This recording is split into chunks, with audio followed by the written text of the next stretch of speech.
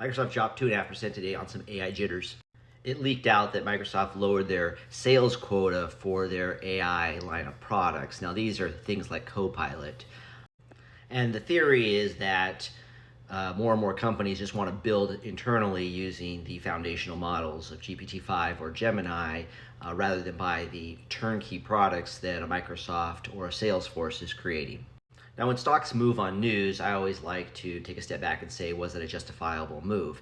In this case, I thought to myself, well, if companies are building internally the products on Gemini or GPT-5, that still accrues largely to the hyperscalers, i.e. Microsoft, Google, and obviously AWS. This is one of the ways I like to use Unvault, to have a thesis, and then I use Unvault like my investing partner, my Charlie Munger, where I can run the idea past Unvault and say, does my idea pass the sniff test? Unvault uses GPT-5 and Google Gemini, so it's the state-of-the-art frontier models. And it does all its analysis on the SEC filings first versus hitting something like Reddit. So it's really starting from very foundational information. And there's a chat feature where I can go in and have a conversation with the Unvault AI, and it uses its foundational analysis that's conducting every day.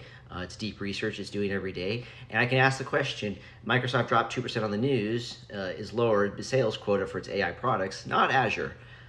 And Unvault largely confirmed my thesis that it's lowering sales quotas for AI apps, Copilot, GitHub, security AI, etc., signals a slower near-term ramp in AI add-ons, but not a slowdown in Azure consumption.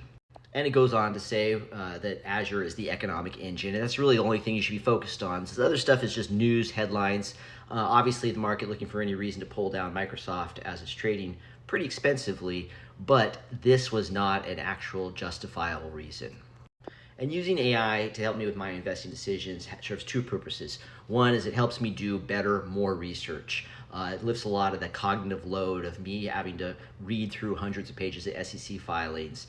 And two, it helps calm my nerves. And look, I'm human, you're human, and sometimes we get wound up in the news cycle. And obviously markets are all driven by humans and emotions. It's very clear that markets are not rational. Markets are very behavioral.